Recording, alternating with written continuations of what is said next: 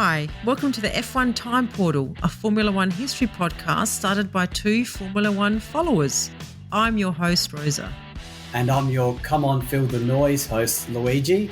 And today we're taking you back to the third part of the 73 season. So let's go. Is that really how that song title is spelt? Yeah, that's the, know the song? Yeah, I know the song. Do you know the artist? Nah, tell me the artist. It's a band I've actually seen live in Adelaide. Wow. But it was in a small stadium. Like it was Slade. Oh, wow. Slade. Yeah, Slade. Yeah. They're a big glam rock band. Okay. But they had good music. So they did. I like this song. Yeah. I didn't realise that's how you spelt it though. Yeah, they spelt it in a like a anti-establishment way. Kind of way. And for other meanings too. Yes, which we won't go into, otherwise we might not get published on our sites. So I did promise a quick update, a quick thing about Shadow. So this, we don't go into all the teams, but no. It was found. The reason why it's got that sort of murky background is because it was founded by a person called Don Nichols, and he was in combat in World War II and the Korean War, and he served in military intelligence. Was he an American guy? Yeah, he was an American guy. Okay. And he started the Formula One team, and he called it Shadow with the team's logo featuring a cloaked spy. That is hilarious. Yeah, so he obviously was tipping his hat. He was an entrepreneur, so he made money after his combat stage, and then he tipped his.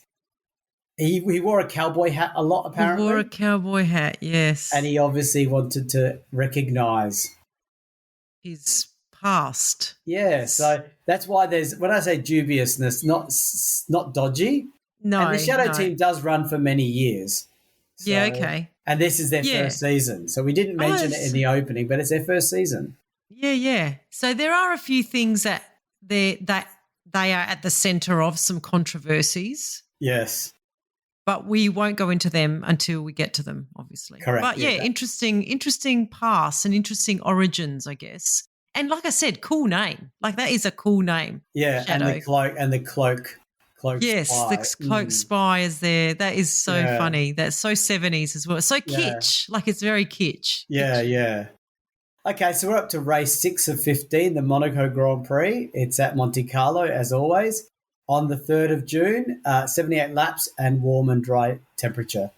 So the race was held on a heavily revised circuit with a new longer tunnel that was partially open to daylight, a new section of track around the new swimming pool on the harbour front, and the gasworks hairpin replaced by the Rascasse and Anthony Nouget's corners, the latter named after the founder of the race.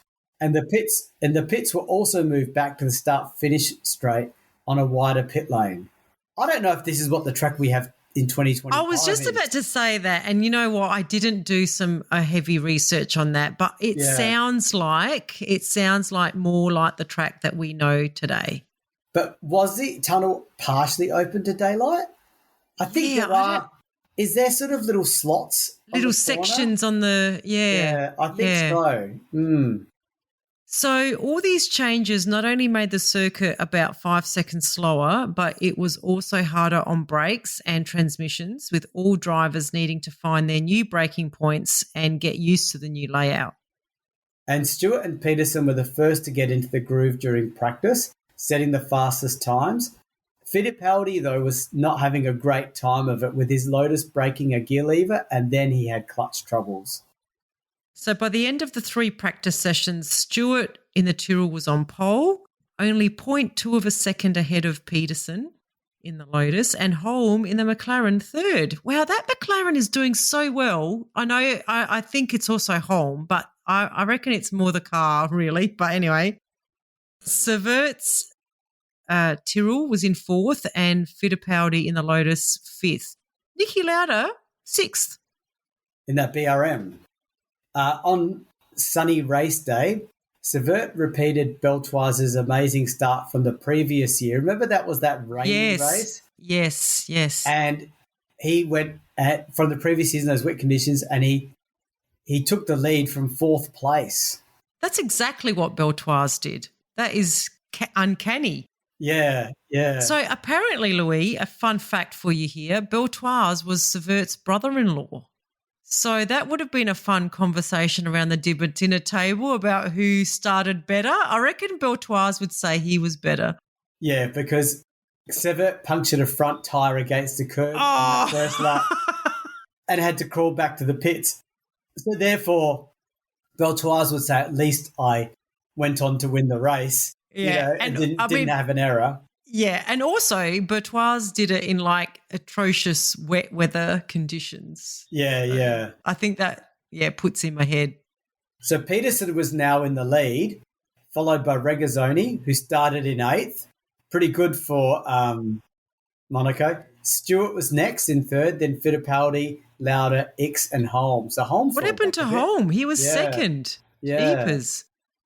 So Regazzoni was again turning into a mobile chicane. Remember when that race he wouldn't let anyone through? Yeah. He's done it again here, although it's probably not so hard to believe at Monaco. And his brakes were struggling. So he was holding up everyone else as Peterson pulled away at an astronomical rate. Yeah. By lap 8, the race had a new leader, as Peterson had fuel pressure issues and he started to drop back, with both Stewart and Fittipaldi passing him.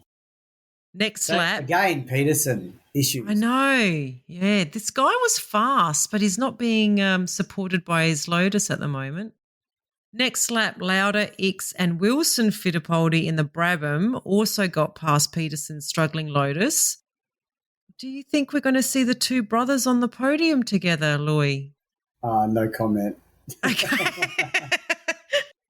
I know you know. Yeah. So Stewart, meanwhile, had opened up a 3-second advantage over Emerson Fittipaldi, but then seemed happy to keep it there as they started to lap back markers. I imagine Stewart is managing his car at this point. Tyres. Tyres fuel. and brakes and, So one of those back markers, Louis, was James Hunt making his F1 debut for Hesketh in a March. He qualified 18th, but he was now up in 11th place. At half distance, Stewart had pulled out a 12-second lead due to back markers holding up Emerson Fittipaldi, who was in second. So that really hurt him by the sounds of it. Ickx was a distant third and Wilson Fittipaldi was close behind in fourth. Severt, who even though was right behind Stewart on track, was in reality a lap behind, but he was being helped by his teammate to gain a few places. Okay, so that's good teamwork because you have to remember they didn't have radios to coordinate. They'd have just initiated it themselves through common sense, right? Yeah. It's good to hear that. Yes. So there were quite a few retirements of the back markers, but up front, nothing really changed for the next 20 laps, except that Ickx had to retire with a broken drive shaft from third, having pushed Wilson Fittipaldi into that spot. No. So he retired from third, which meant that Wilson was now third. Oh, okay. Okay, got it. I think that's what that means. That's what that means. Thank you. Yeah. But then Wilson's race also ended on lap 72 of 78 with a split fuel tank. Oh, I feel sorry for the guy. Yeah. In his brother's shadow big time. And he's the older brother too. Oh, is he? Okay. Yeah, I'm pretty sure Wilson's older. So the race roared into life again when Emerson Fittipaldi started to close the gap to Stewart by less than 3 seconds. And on the last lap, Fittipaldi recorded the fastest lap of the race but fell short of the win by 1.3 seconds. So with this win, Stewart equaled the record of 25 Grand Prix victories set by his friend Jim Clark. Fittipaldi second and Peterson third after 4 retirements from 5 starts. Wow. Peterson. And Hunt, by the way, finished 9th, 5 laps behind and technically not running, and Lauda out with the gearbox on lap 25. So just interesting to keep an eye on those two. Yeah, it is. And it's I can't believe this is Peterson's first finish or second finish, but 4 retirements from 5 starts. No, That's his first finish. It's his first finish. Yeah. He's been in first place so many races. Yes, Yeah, yes. so he's really being seen as having potential, isn't he? And I don't like how the terminology, I think you may have written this, how on the last lap, Fittipaldi recorded the fast lap and fell short of the win by 1.3 seconds. I'll just remind you that catching up is one thing and passing is another. Oh, you know what? That was not my words. Oh, they really? are Mike Lang's words. That's why I put them in there like that. Wow, very unusual wording. It is. It seems like, considering Stewart's British. Yeah, didn't we sort of figure out that Stewart wasn't really one of his faves anyway? Yeah, as we can tell. Yeah. Yes. So let's see what's happened to the championship standings then. So Fittipaldi's on 41. Stewart's catching him though. He's now on 37. Severt's on 21 and Revson's on 11 and Holmes on 10. And in the constructors, we've got Tyrrell on 45, Lotus on 41. So, yeah, Tyrrell's overtaken Lotus. McLaren's on 17 and Ferrari's stuck on 9 and Shadow on 5. Yeah, those two refuse to score any points. But no one behind them is pressuring them to do so. No. So, yeah. Okay, so we're up to race 7 now, the Swedish Grand Prix, the debut of the Swedish Grand Prix. It's at the Scandinavian Raceway at Anderstorp. It's on the 17th of June, 1973, of course. 80 laps, and the weather is cool and dry. Now, let me just have a look at this track. I don't know if, Rosa, if you want to look it up too to see if you can just... I've got it here as well. Oh, they don't show the track. Oh, I see the track now. Oh, that's going to be an interesting... Can you try to describe it? I can try to describe it. Oh, gee, I don't even know where you'd start. There's a really long straight at the back of it. Quite a hair, I don't know, 2 kind of big corners, Louis, 2 big corners. A bit of a tight corner, but yeah, I don't know. It's very hard to describe. There's 3 hairpins. Yes, there's 3 hairpins. 4 actually. One, I'd say 3, but maybe 4. Yep. Anyway. Okay. So Formula One arrived in Sweden for the first time ever at Anderstorp. And this is a brand new venue, meaning no team had prior experience here, which made setup and strategy very unpredictable. And it was Ronnie Peterson's home race, which is, I think, possibly why they're here. But anyway. So he had the entire nation behind him and you could feel the pressure building all weekend. Yeah, so the track layout favoured cars that had good aerodynamic balance over pure power, I guess. So I wonder if we'll see the Monaco cars do well here. Yes, well, this meant that Lotus and Tyrrell were once again the teams to be, and they made up the first 4 places on the grid after the practice sessions. And Peterson on pole. Ooh, that's pretty good for his home race too. Yeah, the crowd would have loved it. Severt beat Stewart by 0.013 seconds to get second, and Fittipaldi lined up 4th. So when the Swedish flag fell, it was Fittipaldi that roared off the line to get past Severt and slot in behind Peterson, who was in the lead. Stewart was now 4th behind Severt. So it was like the 2 Lotuses leading the 2 Tyrrells. We've heard that before this season. And they looked like they were going to put on a clinic, opening up a 2-second lead after just 2 laps. Holm made up the first 5 cars of the race, and that's the way it stayed for the first 20 laps. And then on lap 33, things got interesting when Stewart got past his teammate and was closing in on Peterson's second place. Severt dropped back with increasing tyre vibrations, and it was only a matter of time before Holm was in 4th.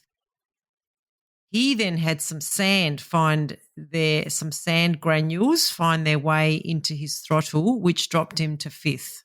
Sand. Yep. I don't know why. Near the beach. I don't know. Sweden's not known for I don't know. beach, you know. At the halfway mark, Stewart had closed the gap completely to Fittipaldi and Peterson, And with the three cars so evenly matched, any driver error or mechanical issue could mean a change in the lead. Now, let's not forget Fittipaldi and Peterson are in the same team, so they would have been working a little bit together. Working together. Think. Yeah. On lap 61, Holm got past Sever again to take fourth, and in 5 laps was right on Stewart's tail. But it was Fittipaldi he overtook as Fittipaldi started to drop places due to falling oil pressure. Oh, so Fittipaldi's had a few little issues. Yeah, hasn't he? that Lotus again. Yeah. Peterson, although Peterson wasn't a Lotus, who is now leading, was in trouble, funnily enough. Oh. And a slowly deflating tyre. Okay, I'm going to edit that out. But a slowly deflating tyre on lap 76, remember this 80-lap race, meant that Stewart slowed down due to failing brakes. So a 4K race to the flag turned into a straight fight between Holm and Peterson. So unexpected Holm up there. Peterson was having major issues with tyre wear on his soft tyres. See, they mentioned soft tyres. That's interesting, isn't it? Yeah, I know. Fighting the car to stay on track. So on the penultimate lap, Holm was able to pass the hometown hero to snatch victory as he had chosen to run harder tyres on his McLaren. So interesting that they barely mentioned that. I know. Here we have it's so frustrating. Yes, yeah. I know. So he won by over 4 seconds. Stewart came home in 5th, obviously nursing that car. Fittipaldi failed to finish, unfortunately, as on lap 77 his gearbox seized. Peterson came 2nd and Severt finished 3rd. Later, Holm expressed sadness to have taken that away from Ronnie. I guess because it was his home race. Isn't that cute that he had that is the need cute. to say that? That's why you like him so much. I do like Holm. I do. Yes, he's a good guy, I reckon. So that probably does make things a bit tighter in the championship standings if Fittipaldi didn't finish. So we've got Fittipaldi on 41. Stewart on 39 and Sever on 25. Holmes on 19. And then in the constructors, we've got Tyrrell on 49 and Lotus on 47, McLaren on 26, Ferrari on 10. Hey, they got 1 point, Louis. Yeah. Someone must have finished something. And Brabham's overtaken the shadow now. So Brabham's on 7. Okay, so now we've reached the next race, the 8th race of the season, the French Grand Prix. It's at Paul Ricard. It's on the 1st of July, 54 laps and warm and dry.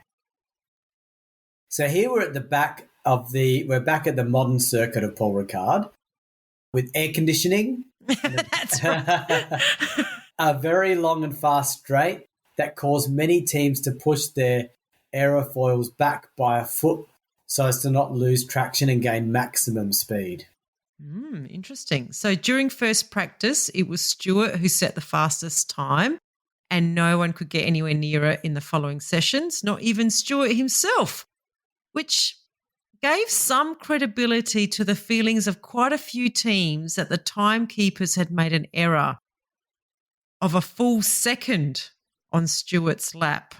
I found this very interesting, Loy, because wasn't this the era where the wives and girlfriends were like the timekeepers, or was that more in the 50s and 60s? Well, it's interesting you raised that because you raised that and then we dug around a little bit more because to my surprise, here we were reading about this in the 70s and obviously this 1 second issue with Stewart being questioned.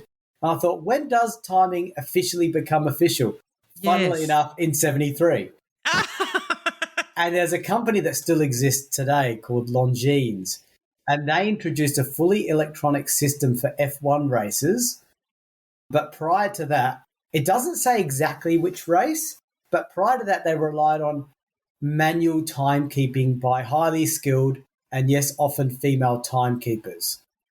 Highly skilled. No offense. I mean, they might have been highly skilled, but I remember reading that a lot of the wives and girlfriends did the timekeeping and the lap counting. So how did they align? Yeah, I don't know. You get what I mean? Like, surely you'll cook it a little bit earlier. Yes. For your husband or boyfriend, you know? That's right. Yeah, so it's just very interesting because there was a shift away from women being frontline timekeepers it was considered they weren't good at it, when in actual fact Ooh, they were they were amazing. amazing. Yes. Yeah. But Yes. yeah, so this whole thing about timekeeping changed in 73, but unfortunately Mike Lang doesn't talk about it, and even online No. checking doesn't say this is Doesn't the say which race. race. Yeah, Yeah. so Nah. but I wonder if this 1 second thing was a bit of a Yeah. prompter. Yeah, probably. And look, I just want to say, just from my perspective, I don't subscribe to the notion that the women weren't good at it, but they probably did need more official and consistent timekeeping technology in place. Like whether they were women or not is, I think, irrelevant. I think as soon as you have humans independently timing drivers, you're going to get some variances in how they're recording those times. So I think, if they're going to be a professional sport, and we say this all the time about sport, if they're going to be professional sport, put the resources into where you need the professional. Yeah. And that applies to Formula One even today. Yeah, Even today they exactly. don't Even resource some things today, properly. They don't exactly. resource some things properly. Exactly. Yes. Anyway, so yeah, interestingly, that no one could get near his time, not even himself. So, you know, but a full second, that's a big error. Yeah, so the only driver to get anywhere near it was Jody Scheckter, who claimed second spot, and Fittipaldi in the Lotus rounded out the front row of the grid in third. So at race start, Scheckter, who's in the McLaren, beat both Stewart and Fittipaldi off the line to take the lead.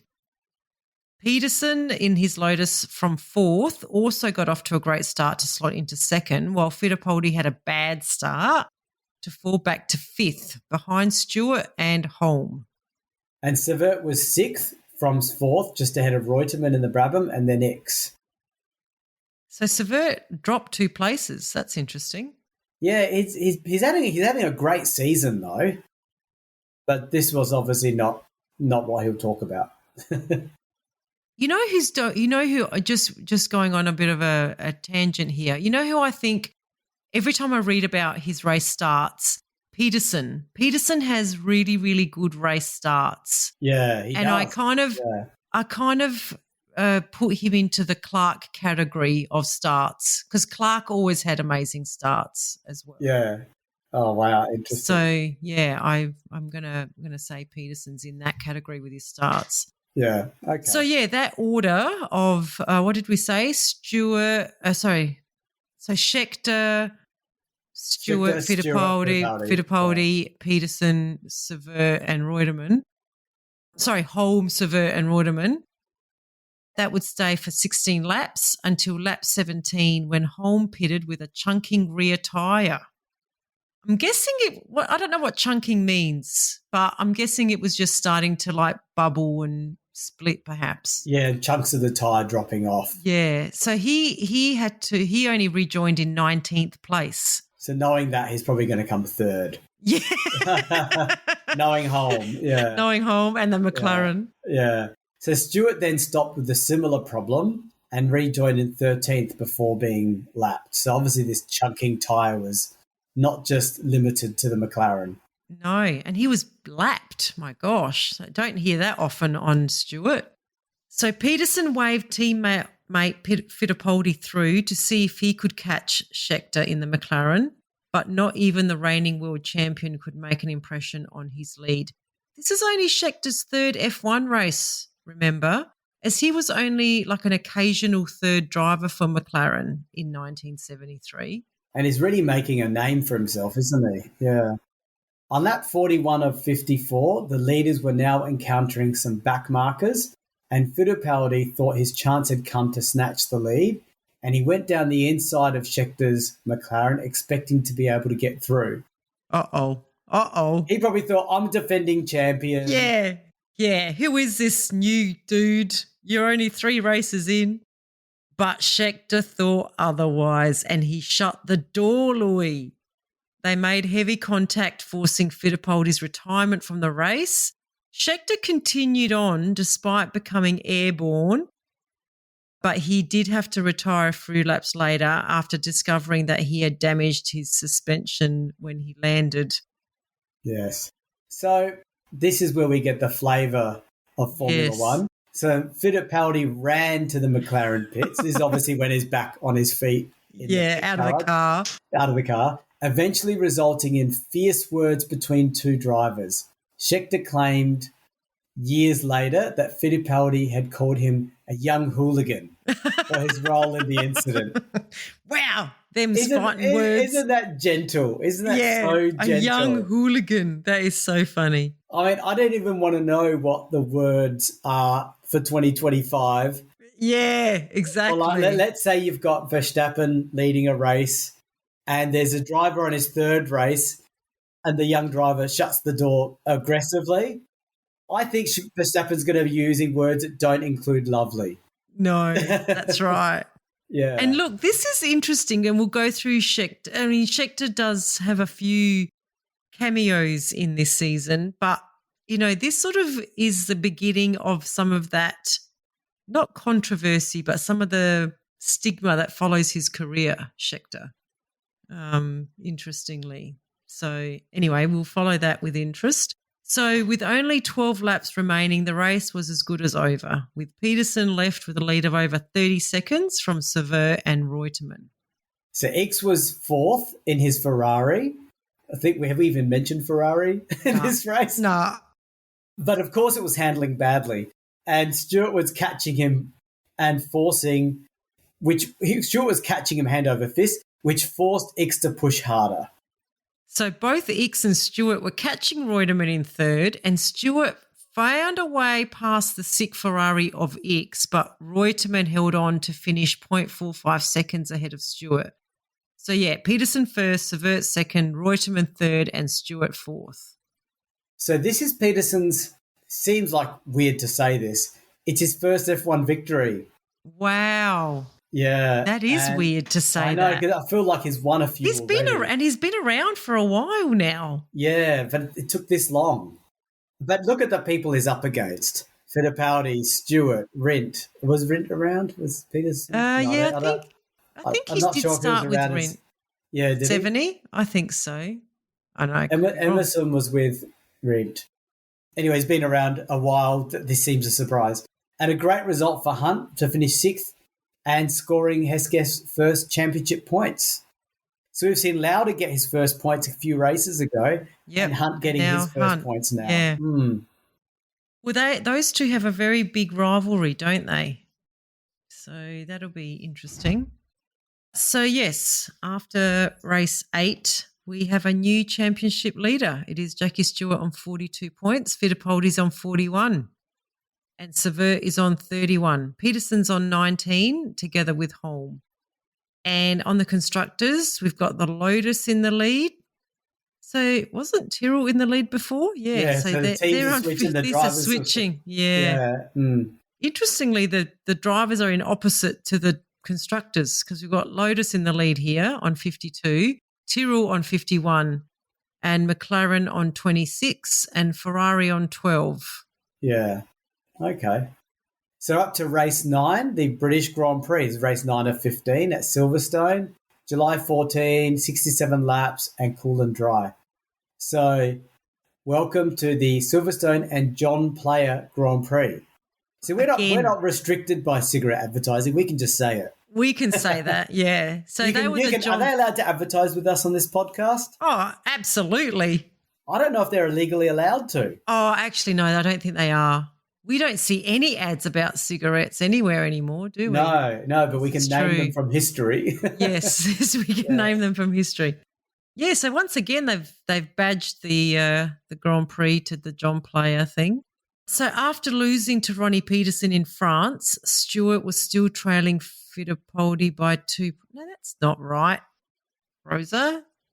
I didn't say that. No, Jackie Stewart was ahead by 1 point. Yeah. Doesn't matter. Yeah. But he was now at the home Grand Prix, so he had the whole crowd behind him. Yeah. And yeah, I mean, just like Emerson had at Brazil. Yes. Yeah.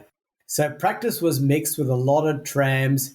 Teams. Yeah, I was about to say I was thinking trams delivering cars, with a lot of teams having mechanical and handling issues, including Tyrrell's of Severt and Stewart, who could only manage 6th and 4th respectively. Meanwhile, Peterson grabbed pole in the Lotus, and the two McLarens lined up next to him on the front row, with Holmes second and Revson third. You know what? I'm starting to see a pattern here in Holmes' latter part of his career. Yes. That he tends to do well at the beginning of part of the season and sort of fades a little bit. Yeah. And then in a micro level for the races, he qualifies well and then fades a bit.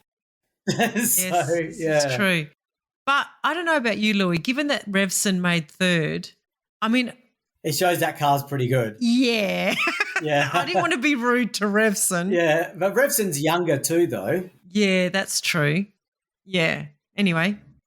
Yeah, so Fittipaldi lined up second row in 5th next to Stewart and Scheckter in the other McLaren in 6th. So when the Union Jack fell, no one knew that they were about to witness, in the words of Mike Lang, one of the biggest accidents in the history of motor racing. Yeah. So that's in Mike Lang's words, remember, not our words. Yes, not mine. Peterson had taken the lead going into Copse, but Stewart had followed him into second from 4th and got past him at Beckett's. They approached Woodcote for the first time, with Reutemann following in third, while Holm had just waved his teammate Scheckter to go through into 4th. Pretty impressive for the very beginning of the race. Yeah. I'm not sure why Holm waved his teammate through. Like, I know that's what Mike Lang said, but I have read other accounts saying that Scheckter just was overtaking Holm. Like, he just decided to overtake him. Who's going to notice a wave? Yeah. And the pressure of the first few corners of a race? Who would wave his teammate through on the first lap of a race? I wonder if it was more of a fist. Maybe. Than a wave. Yeah. Like a fist of, you got past me, how dare you. I just think Scheckter was trying to overtake Holm. Yeah, I think so too. I 100% think that, yeah. Yeah. And that's when it happened, the incident that Mike Lang is referring to. Schechter's car went wide and spun right across the track, and it hit the retaining wall of the pits and bounced back into the middle of the track. Holm escaped undamaged, as Severt in the Tyrrell, Hunt, Hesketh, Revson, McLaren, and Regazzoni in the Brabham all went by. I don't think Regazzoni was in the Brabham, was he? I think it's BRM. Is it BRM? I think it's BRM, but that's okay. Yeah, it is BRM. Oh, I don't know. Can you check that actually, Louis? Okay, I'll check that while you do. So then the big one then happened as Schechter's car ricocheted back from the pit wall, as Louis said. Revson struck Schechter's rear wing, and then all hell broke loose as the rest of the field crashed into the wrecks of those two cars or dodged to miss the wreckage. 9 cars were involved in the resulting carnage, with Andrea de Adamic in the Brabham crashed headlong into the barriers on the outside of the track, and he was actually trapped in the cockpit of his Brabham with a broken ankle. While that doesn't sound major, it was enough to end his Formula One career, that particular injury. It took them 30 minutes to cut him out.